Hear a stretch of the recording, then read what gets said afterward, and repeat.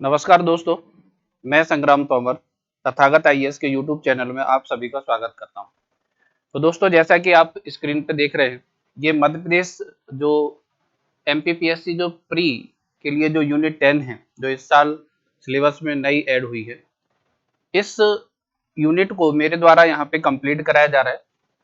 और यहाँ पे मैं जो सेंट्रल के जो कमीशन हैं, उनके लिए अलग से लेक्चर बना रहा हूँ और जो स्टेट के जो कमीशन हैं, उनके लिए अलग से लेक्चर बनाए जा रहे हैं मेरे द्वारा। तो आप लोग चैनल की प्लेलिस्ट पे जाके विजिट करिएगा, वहाँ पे सेंट्रल और स्टेट कमीशन दोनों आपको पढ़ने के लिए या देखने के लिए मिल जाएंगे। स्टेट कमीशन की सीरीज में ये मेरा तीसरा लेक्चर है और इसमें मैं आपको मध्य प्रदेश लोक सेवा आयोग को यहाँ पे आज मैं पढ़ाऊंगा।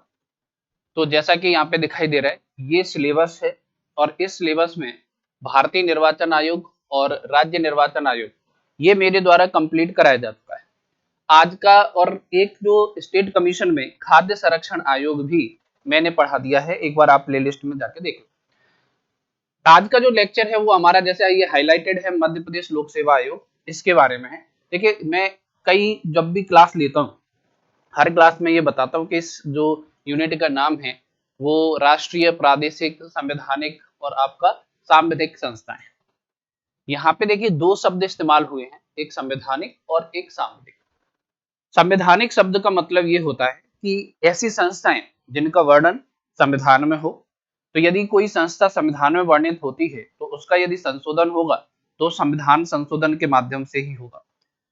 और एक ऐसी संस्था जो सांविधिक मतलब संसद के द्वारा विधि बना के जिसको बनाया गया हो, वो कहलाती है सांविधिक सांविधिक संस्था, स्टैट्यूटरी बॉडी। अगर इसमें संशोधन करना हो तो सामान्य संशोधन से इसमें संशोधन हो जाएगा। नीति आयोग की बात करें तो ये एक संवैधानिक संस्था है। संविधानेतर मतलब एक्स्ट्रा कॉन्स्टिट्यूशनल बॉडी, यानी कि जिसका उल्लेख संविधान में ना हो, संविधान से बाहर हो। कार्यकारी संस्था कहलाती है। सरकार के एक आदेश के माध्यम से 1 जनवरी 2015 को इसका गठन हुआ था। हम ये भी पढ़ेंगे, सेंट्रल की जो लिस्ट होगी उसमें मैं नीति आयोग पढ़ाऊंगा। ठीक है, तो देखते हैं मध्य प्रदेश लोक सेवा आयोग। जैसा कि स्ट्रक्चर में एकदम स्पष्ट दिखाई दे रहा है, यहाँ पे क्लासिफाइड इसलिए मैं चीजों को कर रहा हूँ ताकि आपको याद करने में सहूलियत हो। अभी हम पढ़ रहे हैं कि मध्य प्रदेश लोक सेवा आयोग है, वो कैसी संस्था है? संवैधानिक संस्था है। तो संविधान में कहाँ पे इसका प्रावधान है? भाग 14 के आर्टिकल 315 से लेके 323 तक इसका प्रावधान है। अगर आप कॉन्स्टिट्यूशन देखें, देखिए मध्य प्रदेश लोक सेवा आयोग जैसी किसी संस्था का इन आर्टिकल्स में उल्लेख नहीं। अगर हम ये भाग 14 पढ़े, आर्टिकल 315 से लेकर 323 तक, तो वहां पे ऐसा लिखा है राज्य लोक सेवा आयोग। किसी स्पेसिफाइड राज्य का उल्लेख नहीं किया गया, यानी कि जो भी राज्य होंगे, समस्त राज्य अपने यहाँ पे जो सिविल सेवक होंगे उनकी नियुक्ति भर्ती के लिए इस प्रकार की एक संस्था का गठन करेंगे। और आर्टिकल बाई आर्टिकल उसमें पूरा उल्लेख है कि 15 में क्या है, 16 में क्या है, 17 में क्या है। तो हर उस आर्टिकल में केंद्र के लिए यानी कि संघ लोक सेवा आयोग के बारे में अलग से प्रावधान है। और उसके बाद एक और आयोग होता है संयुक्त लोक सेवा आयोग। उसको मैं जब संघ लोक सेवा आयोग की क्लास लूंगा तो वहां पे बताऊंगा कि संयुक्त लोक सेवा आयोग है वो क्या होती है, ज्वाइंट पब्लिक सर्विस कमीशन। अभी आप इतना समझ लीजिए कि 2 या 2 से अधिक राज्यों के लिए जब किसी आयोग का गठन किया जाता है तो उसको संयुक्त लोक सेवा आयोग कहते हैं। ठीक है, यहाँ पे हम मध्य प्रदेश की बात कर रहे हैं। तो मध्य प्रदेश जो लोक सेवा आयोग है, वो जब मध्य प्रदेश बना था, राज्य पुनर्गठन अधिनियम 1956, तो उसी अधिनियम की जो धारा 118 है, उसके जो क्लॉज 3 में इसका उल्लेख। यानी कि अगर आपसे ये पूछा जाए कि एमपीपीएससी यानी कि मध्य प्रदेश लोक सेवा आयोग किस धारा के तहत गठित हुआ है, तो वो 118(3) किस अधिनियम के तहत बना है, तो वो 1956। कब हुआ? 1 नवंबर। क्योंकि आप देखेंगे ये मध्य प्रदेश जब पुनर्गठित हुआ 1956 राज्यों के निर्माण के बाद, तो ये 1 नवंबर को ही हुआ। तो 1 नवंबर से ही मध्य प्रदेश लोक सेवा आयोग गठित हुआ माना जाता है। ठीक है, अब ये जब बना तो इसकी प्रथम परीक्षा इसने जो ली थी वो ली थी 1958 में। बहुत ही महत्वपूर्ण फैक्ट है। क्यों ये पूछा जाता है कि आप देखिए, एक चीज मैं और बताऊं, क्योंकि आप लोग जो भी मेरे को देख रहे हैं, अगर वो मध्य प्रदेश लोक सेवा आयोग देखेंगे तो स्वाभाविक सी बात है आप मध्य प्रदेश से बिलोंग करते होंगे और मध्य प्रदेश पीएससी की परीक्षा है वो आप जरूर दे रहे होंगे, आप इंटरेस्टेड होंगे। अगर आप एमपीपीएससी की परीक्षा दे रहे हैं और एमपीपीएससी के बारे में ही यदि आपको ना पता हो तो ये थोड़ा सा अजीब सी बात होगी। तो मध्य प्रदेश लोक सेवा आयोग के बारे में आपको डिटेल में पता होना चाहिए कि ये क्या काम करता है, कब ये बना, इसने पहली परीक्षा कब ली, तो इस तरीके का जो इसका ट्रेनिंग जो इंस्टीट्यूट है वो उसका नाम क्या है, नाम है तो आरसी पीवी जिसका नाम है नरोना प्रशासनिक अकादमी के नाम से जानते हैं। आरसीपीवी का मतलब क्या है, ये सारी चीजें आज मेरे द्वारा इस लेक्चर में काफी डिटेल्ड डिस्कशन की जाएंगी, तो आप जरूर देखिएगा। आगे हम चलते हैं, इसके स्ट्रक्चर की बात करें तो इसमें एक अध्यक्ष होता है और अन्य सदस्य होते हैं। देखिए सदस्यों के बारे में संविधान में कोई भी उल्लेख नहीं है। यहाँ पे जो सदस्यों की संख्या का निर्धारण है वो राज्यपाल के द्वारा किया जाएगा। हाँ, लेकिन एक चीज बोली गई है कि आधे से जो अधिक सदस्य होंगे, और आधे से अधिक सदस्य में मतलब अधिकतम 10 सदस्य, ये जो हैं वो राज्य सेवा के जो अधिकारी हैं या फिर जो लोक सेवा के जो अधिकारी हैं उनमें से होने चाहिए, इस तरीके का उल्लेख है। इसका मुख्यालय है वो कहाँ पे है, इंदौर में है, लेकिन इसका नाम क्या है, ग्वालियर हाउस। मुख्यालय इंदौर में है लेकिन नाम क्या है, ग्वालियर हाउस। तो ये थोड़ा सा अजीब लगेगा लेकिन है। नेक्स्ट स्लाइड में हम चलते हैं। देखिए काफी अट्रैक्टिव डायग्राम है आपके लिए, इसलिए बनाए गए हैं ताकि आप चीजों को आसानी से, जो आर्टिकल्स हैं हमें रटने नहीं पड़ेंगे, क्योंकि एमपीपीएससी ने अब ये स्पेशलाइज्ड कर दिया है कि मध्य प्रदेश पीएससी को हम पूछेंगे ही पूछेंगे। अब पूछेंगे तो वो अंदर जिस तरीके से आपने पहले की परीक्षा दी हो 2019 की, तो उसमें वो धारा के अंदर भी धारा ए बी सी डी ये सब पूछ देते थे। तो जब अब ये स्पेशलाइज्ड है तो आर्टिकल और फिर आर्टिकल के अंदर भी 1 2 3 ये भी अब आपको रटने पड़ेंगे। तो मैंने कोशिश ये करी है कि एक डायग्राम में आपको ये सारे आर्टिकल्स हैं वो याद कराया जाए। देखिए पहला आर्टिकल ये है आर्टिकल 315 और यहाँ पे लिखा है 1, तो इसका मतलब ये है कि 1 2 3 होंगी, लेकिन हमें वो बाद में मैं बताऊंगा, आप जब संघ लोक सेवा आयोग से संबंधित प्रावधान पढ़ेंगे वहां पे। तो यहाँ पे आयोग का गठन है वो आर्टिकल 315 1 के तहत किया जाता है। ये जो आर्टिकल है ये बोलता है कि संघ लोक सेवा आयोग और राज्यों के लिए जो लोक सेवा आयोग है उनका गठन आर्टिकल 315 1 के तहत किया जाएगा। तो इसका गठन है वो किसके तहत किया जाएगा, 315 1। 315 लगभग सबको याद, लेकिन 1 याद कर लेना। 1 यूपीएससी भी और जो स्टेट पीएससी है वो इस 1 के तहत ही गठित हो। 316 देखते हैं, आर्टिकल 316 बहुत ही महत्वपूर्ण आर्टिकल। नियुक्ति और पदावधि, यानी कि जो उनका अपॉइंटमेंट और जो टेन्योर होगा वो क्या होगा। देखिए यहाँ पे लिखा है मैंने कि आर्टिकल 316 1 के तहत जो आयोग के अध्यक्ष और सदस्य होंगे उनकी नियुक्ति कौन करेगा, राज्यपाल। उनकी नियुक्ति किसके द्वारा की जाएगी, राज्यपाल के द्वारा।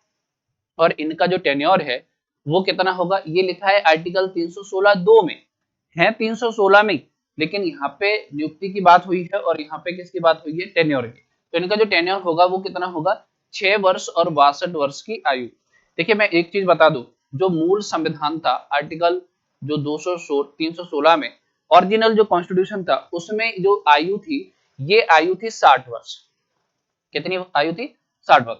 लेकिन एक अमेंडमेंट हुआ जिसका नाम था 14th अमेंडमेंट, कॉन्स्टिट्यूशन अमेंडमेंट 1976। और इस अमेंडमेंट के बाद ये जो आयोग के जो सदस्यों की आयु है उसको बढ़ा के 62 वर्ष किया गया। यानी कि ओरिजिनल कॉन्स्टिट्यूशन में आयु 60 थी, लेकिन ये 62 कब हुई, 41वें संविधान संशोधन 1976 के द्वारा इसको बढ़ा के किया गया 62 वर्ष। तो ये एक इंपोर्टेंट फैक्ट है, आप इसको जरूर देखिएगा। इसके बाद हम चलते हैं आर्टिकल 317 पे, बहुत ही महत्वपूर्ण आर्टिकल है। सामान्यतः यदि आपको रटना हो तो आप ऐसे बोल सकते हैं कि आयोग के जो सदस्य हैं वो जो है 317 जो अध्यक्ष हैं वो आर्टिकल 317 के तहत हटाए जाएंगे। लेकिन इसके अंदर भी 317 1 2 3 और 317 4 भी है, ये भी मैं बताऊंगा कि 317 4 में क्या है। पहले इसको समझते हैं। देखिए 317 एक कहता है कि आयोग के जो अध्यक्ष और सदस्य होंगे वो राष्ट्रपति के द्वारा हटाए जाएंगे। यहाँ पे ये ध्यान देने वाली बात है, कौन हटाएगा, राष्ट्रपति। नियुक्ति कौन कर रहे हैं, राज्यपाल, लेकिन हटाएगा कौन, राष्ट्रपति। हटाने की दो कंडीशन, पहली कंडीशन ये कि यदि कोई व्यक्ति कदाचार का दोषी है, कदाचार का यानी कि मिसबिहेवियर का दोषी है, तो फिर जो राष्ट्रपति हैं वो क्या करेंगे, सुप्रीम कोर्ट को रिकमेंडेशन भेजेंगे जांच के लिए। और जो सुप्रीम कोर्ट है वो आर्टिकल 145 में जो उसको जो शक्तियां दी गई हैं उसके तहत जांच करेगा। जांच करने के बाद वो फिर अनुशंसा भेजेगा राष्ट्रपति को कि ये जो व्यक्ति है वो मिसबिहेवियर कदाचार का दोषी है कि नहीं। यदि दोषी पाया जाता है तो राष्ट्रपति को जो रिकमेंडेशन भेजी गई है उसको राष्ट्रपति मानने के लिए बाध्य है, और दोषी पाया गया है तो उसको हटा दिया जाएगा। लेकिन प्रश्न ये है कि जैसे राष्ट्रपति ने रिकमेंडेशन भेजी किसी व्यक्ति के लिए, अब राष्ट्रपति ने रिकमेंडेशन सुप्रीम कोर्ट को भेजी है, अब सुप्रीम कोर्ट जांच कर रहा है, क्या तब तक वो व्यक्ति अपने पद पे बना रहेगा? नहीं। तब यहाँ पे आर्टिकल 317(2) का इस्तेमाल होगा। यदि वो स्टेट पब्लिक सर्विस कमीशन से है तो राज्यपाल उसको तब तक के लिए क्या कर देंगे? सस्पेंड कर देंगे। देखिए यहाँ पे टेक्निकल पॉइंट समझिएगा। स्टेट कमीशन हम पढ़ रहे हैं, राज्यपाल नियुक्ति कर रहे हैं, हटा रहे हैं राष्ट्रपति। लेकिन यदि जब तक राष्ट्रपति हटाने की रिकमेंडेशन सुप्रीम कोर्ट को कर रहे हैं तो आर्टिकल 317(2) के तहत राज्यपाल उसको सस्पेंड कर देंगे। देखिए मैं जब संघ लोक सेवा आयोग और संयुक्त लोक सेवा आयोग पढ़ाऊंगा तो वहां पे बताऊंगा कि यहाँ पे जो 317(2) में ही लिखा है कि अगर वो विषय संघ लोक सेवा आयोग और मध्य प्रदेश लोक सेवा आयोग से जुड़ा है तो फिर राष्ट्रपति ही निलंबित करेंगे। यानी कि ऐसा सिंपल सी भाषा में ये समझ लीजिए, यूपीएससी और जेपीएससी से संबंधित यदि कोई व्यक्ति है तो उसको राष्ट्रपति ही हटाएंगे, राष्ट्रपति ही निलंबित करेंगे। दोनों चीजें राष्ट्रपति कर, और नियुक्ति भी राष्ट्रपति करेंगे। लेकिन यहाँ पे अगर स्टेट से जुड़ा हुआ विषय है तो नियुक्ति राज्यपाल करेंगे, हटाएंगे राष्ट्रपति, और निलंबित भी कौन करेगा?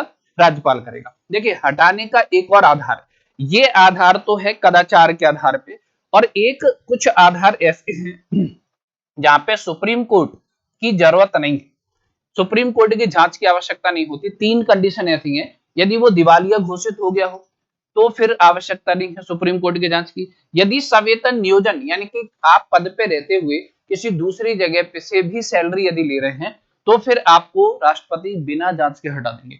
राष्ट्रपति की राय में आप मानसिक या फिर शारीरिक क्या हो गए हो, शारीरिक रूप से विकृत हो गए हो, फिर या फिर शिथिल हो गए, आलसी हो गए, तो राष्ट्रपति को यदि ये 3 चीजें लगती हैं तो राष्ट्रपति बिना सुप्रीम कोर्ट की जांच के डायरेक्ट आपको पद से हटा सकते हैं। लेकिन कदाचार के आधार पर सुप्रीम कोर्ट की जांच करवानी पड़ेगी। अब प्रश्न ये है कि कदाचार किसे कहेंगे, तो इसके बारे में आर्टिकल 317 में उल्लेख है, और आर्टिकल 317 में उल्लेख ये है कि अगर कोई सदस्य किसी निगमित कंपनी में एज ए मेंबर या फिर किसी कंपनी के सदस्य के सहयोग से उस कंपनी में लाभ का सहभागी है तो उसको माना जाएगा कदाचार का दोषी। ये आर्टिकल 317 कहता है। एक बार फिर बोल देता हूं कि मान लीजिए आप आयोग के सदस्य हैं या फिर आप सिविल सेवक हैं, तो नहीं आयोग के सदस्य हैं तो, और आप किसी निगमित कंपनी में मेंबर हैं या फिर आपने किसी निगमित कंपनी के सदस्य के साथ मिलके और वहां से आप प्रॉफिट ले रहे हैं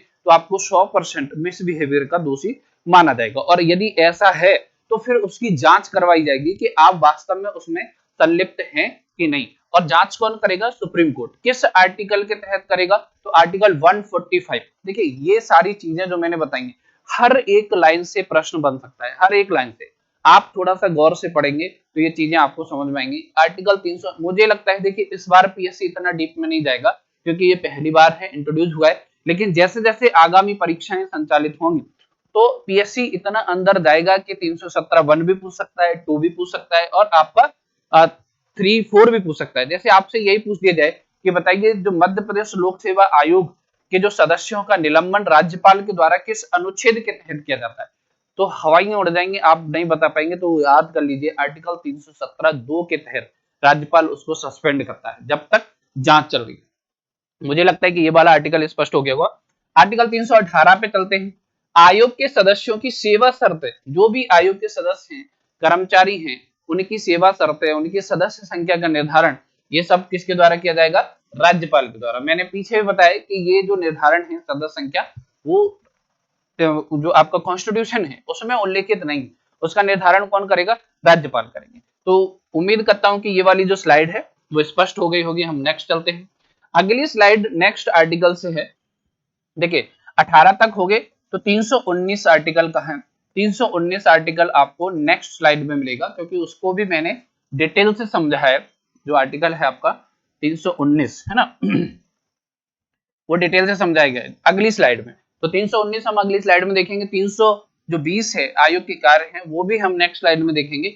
अभी यहाँ पे देखते हैं 321। देखिए आयोग के कार्य किसमें है, अगर सिंपल सी बात, ऐसे सिंपल अगर क्वेश्चन आता है कि बताइए मध्य प्रदेश लोक सेवा आयोग के कार्य किसमें, ठीक है, मध्य प्रदेश लोक सेवा आयोग हो, यूपीएससी हो या फिर संयुक्त लोक सेवा आयोग, सभी के कार्य आर्टिकल 320 में, ठीक है, अलग अलग कार्य हैं राज्य के हिसाब से, केंद्र के हिसाब से, लेकिन है 320, आर्टिकल 320 रट लो कि किस जो आयोग के कार्य हैं वो किसमें है, आर्टिकल 320 में।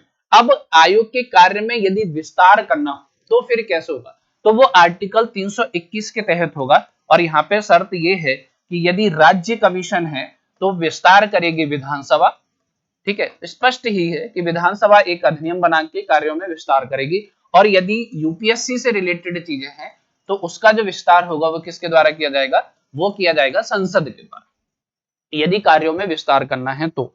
आर्टिकल 322 अध्यक्ष एवं सदस्यों के जो वेतन भत्ते एवं पेंशन आदि से संबंधित प्रावधान करता है, मतलब यदि आयोग में अध्यक्ष सदस्य और भी कर्मचारी हैं तो उनके वेतन भत्ते क्या होंगे, ये सारी चीजों के बारे में प्रावधान है वो आर्टिकल 322 में है। यहाँ पे लिखा हुआ है मध्य प्रदेश लोक सेवा आयोग के जो अध्यक्ष एवं सदस्यों का वेतन भत्ता और जो पेंशन है वो राज्य की संचित निधि पर भारित होगा। सिंपल सी बात है, आर्टिकल 322 में खर्चों की बात की गई है, ये आयोग का जो खर्च है वो आर्टिकल 322 के तहत राज्य सरकार वहन करेगी, सिंपल, ठीक है। आर्टिकल 323 क्या कहता है, रिपोर्ट, देखिए यहाँ पे मैंने स्पेशलाइज किया 323 2 नॉट 1, अगर हम 1 की बात करेंगे तो वहां पे यूपीएससी जो है और जो जेपीएससी है, ज्वाइंट पब्लिक सर्विस कमीशन, वो रिपोर्ट सौंपते हैं आर्टिकल 323 1 के तहत, आर्टिकल 323 ये डबल हो गया, 323 1 के तहत रिपोर्ट सौंपते किसको, आपके राष्ट्रपति को, और राष्ट्रपति जो है वो रखवाते हैं संसद में। यहाँ पे प्रोसीजर क्या है आर्टिकल 323 2 के तहत कि आयोग प्रतिवर्ष अपना जो प्रतिवेदन है वो किसे सौंपेगा, राज्यपाल को, और राज्यपाल स्पष्टीकरण के साथ, स्पष्टीकरण मतलब ये है कि कुछ ऐसे कार्य या रिकमेंडेशन जो है राज्यपाल के पास आयोग ने भेजी होंगी और हो सकता है कि राज्यपाल ने उनको ना माना हो, तो राज्यपाल ये बताएंगे सदन को कि आपने वो रिकमेंडेशन जो यूपीएससी जो सॉरी एमपीपीएससी ने भेजी थी वो क्यों नहीं मानी, इस स्पष्टीकरण के साथ वो सदन में जो है वो रखवाएंगे, ठीक है। हालांकि आयोग की जो रिकमेंडेशन होती है वो सलाहकारी प्रकृति की ही होती है। नेक्स्ट चलते हैं, देखिए अब जैसा कि मैंने अभी बताया कि आर्टिकल 319 और 320 में क्या है, आर्टिकल 319 कहता है कि यदि आप आयोग के सदस्य हैं और आप पद पे नहीं रहते या फिर आप पद पे रहते हैं तो आप कहां कहां जॉब कर सकते हैं, यानी कि कहां कहां नियुक्त हो सकते हैं और कहां कहां नहीं हो सकते। सिंपल सी बात है, यूपीएससी हो या फिर स्टेट पीएससी हो, दोनों के बारे में जो प्रावधान है वो आर्टिकल 319 में ही। यदि आप यूपीएससी के अध्यक्ष हैं तो यूपीएससी के जो अध्यक्ष का जो कार्यकाल होता है, टेन्योर होता है, वो 6 वर्ष और 65 वर्ष की आयु तक होता है, और ये अधिकतम होता है, यानी कि अगर आप यूपीएससी के अध्यक्ष हैं और आप रिटायर्ड हो जाते हैं तो आप किसी भी जगह जॉब नहीं कर सकते, ये कहां पे लिखा है आर्टिकल 319 में। लेकिन यदि आप यूपीएससी के सदस्य हैं, अध्यक्ष नहीं सदस्य हैं, सदस्य हैं तो आप यूपीएससी के अध्यक्ष बन सकते हैं और किसी दूसरे राज्य के जो आयोग है उसमें आप अध्यक्ष बन सकते हैं, यानी कि सदस्य के रूप में आपको अध्यक्ष तो बनने की है लेकिन और कहीं आप जॉब नहीं कर सकते, जैसे कि इसमें लिखा है। देखिए अगर आप यूपीएससी के अध्यक्ष हैं तो आप कहीं पे भी कार्य नहीं कर सकते, अगर आप यूपीएससी के सदस्य हैं तो आप यूपीएससी के अध्यक्ष बन जाएंगे और किसी राज्य लोक सेवा आयोग के भी अध्यक्ष आप बन सकते हैं। लेकिन यदि आप स्टेट पब्लिक सर्विस कमीशन में हैं तब क्या कंडीशन है, यानी कि अगर आप अध्यक्ष हैं किसके, स्टेट पब्लिक सर्विस कमीशन के, मान लीजिए मध्य प्रदेश का कोई अध्यक्ष है तो वो यूपीएससी का अध्यक्ष तो बन सकता है, ठीक है, यूपीएससी का सदस्य बन सकता है और किसी अन्य राज्य में पीएससी का अध्यक्ष बन सकता है। उसके लिए 3 अपॉर्चुनिटी, अगर कोई मध्य प्रदेश में आयोग का अध्यक्ष है और अगर वो प्रमोट होना चाहता है तो वो होगा, क्या किन किन जगहों पे जा सकता है, वो यूपीएससी का अध्यक्ष बन सकता है, यूपीएससी का सदस्य बन सकता है और अन्य राज्य में पीएससी का अध्यक्ष बन सकता है। लेकिन यदि वो सदस्य है तो उसके लिए थोड़ी सी अपॉर्चुनिटी और बढ़ेंगी, क्या होगा, वो यूपीएससी का अध्यक्ष बनेगा, यूपीएससी का सदस्य बन सकता है, पीएससी में किसी अध्यक्ष बन सकता है या फिर उसी राज्य में, यानी कि अपने ही, मान लीजिए एमपी पीएससी में ही यदि कोई सदस्य है तो एक तो वो एमपी पीएससी का अध्यक्ष बन जाएगा, यूपीएससी का अध्यक्ष बन जाएगा, यूपीएससी का सदस्य बन जाएगा, किसी दूसरे राज्य में जो है वो अध्यक्ष बन सकता है। तो ये अपॉर्चुनिटी है अगर आप पीएससी या फिर यूपीएससी के अध्यक्ष या सदस्य रहते हैं तो। ये सारा विवरण है वो आर्टिकल 319 में इसी में दिया गया है, ठीक है। तो ये बात जो है वो आपको समझ में आ गई होगी कि किस तरीके से अगर आप पद से रिटायर्ड होते हैं या पद पे रहते हैं तो कहाँ आप जॉब कर सकते हैं, बाहर जाने की संभावना कम है। इसके बाद देखो कार्य क्या है, सिंपल सी बात है, राज्य में यदि आप मध्य प्रदेश लोक सेवा आयोग है तो आप क्या करेंगे, सबसे पहले जो आयोग में जो अधिकारी हैं उनकी नियुक्ति करेंगे, नियुक्ति के लिए परीक्षा का आयोजन करवाएंगे, सबसे पहला काम तो यही है। एमपीपीएससी लगभग सारा काम जो है वो पीएससी जो है वो यही करती है, जैसे अभी परीक्षा होने वाली है 25 जुलाई पीएससी करवाने वाला है। इसके अलावा राज्यपाल यदि आपको कोई निर्देशित करता है कोई काम तो उस पर आपको क्या करना पड़ेगा, सलाह आप दे सकते हैं राज्यपाल को। ऐसे कार्य करना जो विधानमंडल द्वारा अधिनियम बना के आपको दिए गए हों, जैसे कि मैंने अभी बोला था कि आर्टिकल 321 के तहत कार्यों का विस्तार किया जा सकता है। तो अगर विधानमंडल ने आपके जो वर्तमान के कार्य हैं उनमें यदि कोई विस्तार किया है तो वो काम भी आपको क्या करना पड़ेगा, करना पड़ेगा।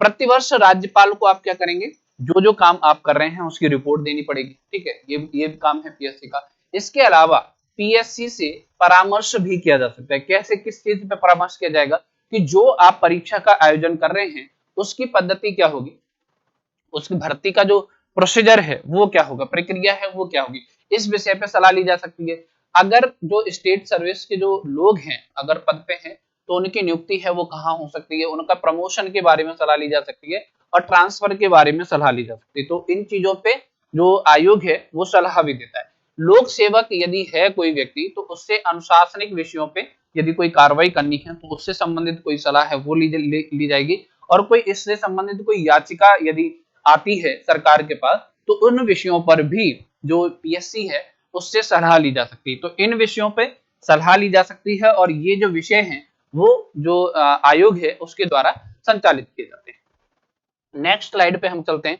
देखिए एमपीपीएससी पूछता ही है अध्यक्ष के बारे में, तो मैंने वो अध्यक्ष जो इंपोर्टेंट है आपके एग्जाम के पर्पज से, वैसे तो 18 जो अध्यक्ष हैं वो हैं। अब 18 अध्यक्ष कैसे याद करेंगे, 18 तो वो ज्यादा होते हैं।